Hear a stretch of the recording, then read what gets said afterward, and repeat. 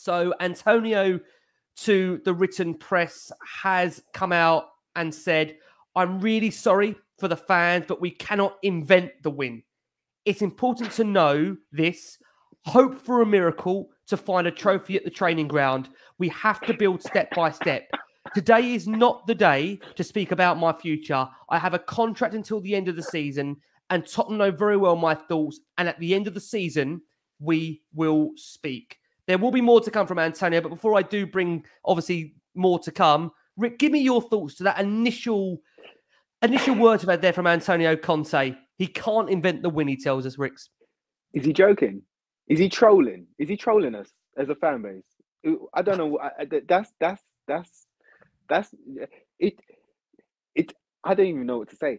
If somebody said something like that to me in a bar, I think I'd have to backhand the man. Do you know what I mean? Like, because I mean, you got to be joking, innit? You taking the Berties on a night like tonight. This is what you're gonna come out and say. Has this guy ever come out and taken responsibility for a loss or taken responsibility for poor negative tactics? Do you know what I mean? He can't wait to say, "Oh, I didn't tell him to play like that. Oh, I didn't tell him to do this." Nah. You see who said that there? Coward.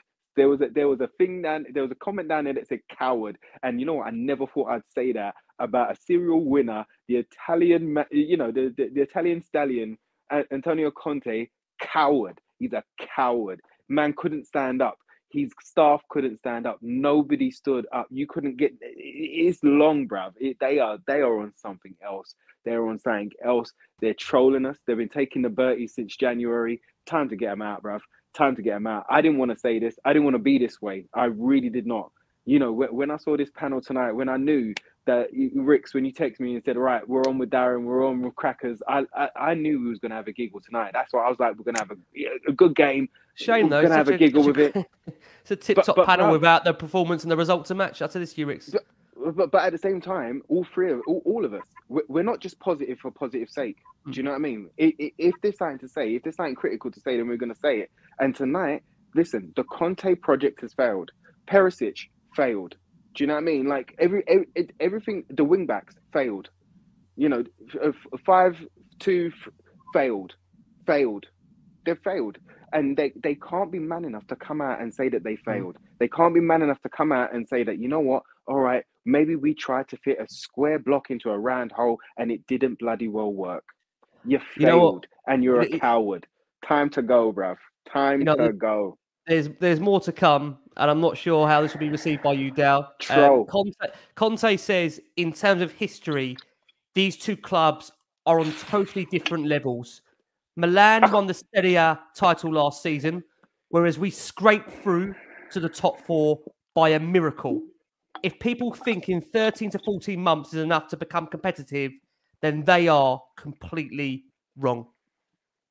Thoughts on those comments, Dal? There's a term, it's a stinker. What he just said there is an absolute stinker. That's right, Cracks. Go make a cup of tea, my friend. It's a stinker. It's an absolute stinker.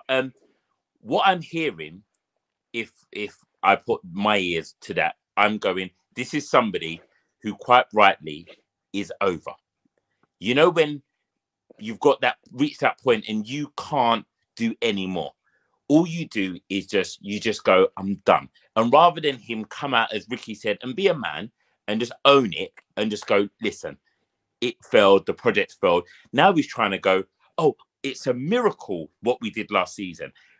He was highlighting his great achievement, how great he was and what the team did and how they performed. So that wasn't true. We can't continue in that way that we played at the end of last season. So all of that was a miracle. It was a fluke. So therefore, come out then. Take the L and go, you know what? I'm out. Let me go. Because if Milan are this far ahead of us and what you did there didn't work and it was a miracle to make it even happen, then walk away from it now. And that's what I would say. Walk away. Take your bag, take Cellini, hug your boy, go back to Italy, hug your family, rest your body, rest your mind, get a new job. Inter will come back for you and get a job in the new year. But right now, as a Spurs fan, I'm embarrassed by those comments. I'm embarrassed because what he's saying there is an insult to the club that we are and the history that we have and the way in which we play football and the way in which we conduct ourselves. And if you don't want to be a part of it anymore, then you know what? hit the road, Jack. Absolutely hit the road. That's that whole press conference thing right now. This is a man who, for me, is on the floor. So yeah, sweep him up, guys. Sweep him up. Hold tight. But do you know what? The first game, the way that he was praising the Italian league and the Italian press and the Italian intensity, and it means more in Italy. The way he waxed lyrical, I thought that was disrespectful back then. But I'm like, you know what? He's in his hometown. Let's leave it. Let's allow it. Do you know what I mean? But when you want to come out with stuff like that, you've got to be kidding. You've got to be kidding right now. It's ridiculous. It's literally ridiculous. You know what? He needs to go, bruv. For me, it's the timing, Richard, these comments. You know, many will argue that when he's suggesting that Milan and Spurs are on different levels, I mean, maybe you could argue that because of the fact Milan did win the title last season, Spurs did scrape fourth. But you've got to also understand, Rich, and you've said it's a lot about reading the room and knowing the right time and the wrong time to express your views. Spurs have just gone out of the Champions League to a, as we said, organised Milan side, not an exceptional Milan side, and mustered just 2 shots on target. And as we've said, Spurs as a whole, they've scored 2 in their last 6 games in all competitions. In the 3 biggest games this week, they've not scored at all. How can you have the front right now to be bringing these comments out in the press when the fans are hurting, when we're lacking a direction, when we can't see a way forward? How can you do that to the fans? How can you? It's awfully. I'm just trying to keep a lid on everything, Rick. It's awfully ham-fisted what he's had to say, isn't it? I'm trying to look through and digest what he said, and I don't know so much if he's having a go at us, the fans, and the club per se. I think he's like trying to tell us what he's got to deal with above him and how he's been backed and everything. But he's just gone about it in a terrible, terrible way. Look, in the old world of language, you'd say, be a man, wouldn't you? But I'll try and be a new modern man and new modern languages, and just be brave, be honest. If you don't want to be there anymore, then quit.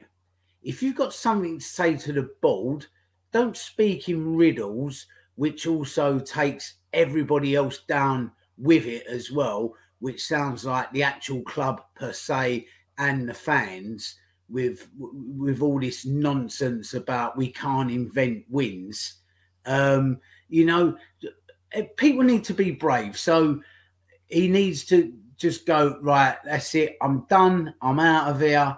If he had any backbone, he'd do that. If he doesn't, then Levy should have the backbone to sack him in the morning. Simple as that. Not have this like proxy war now going on of him saying stuff, tempting to be sacked, and them not sacking him. That's cowardice, you know. It's absolute cowardice on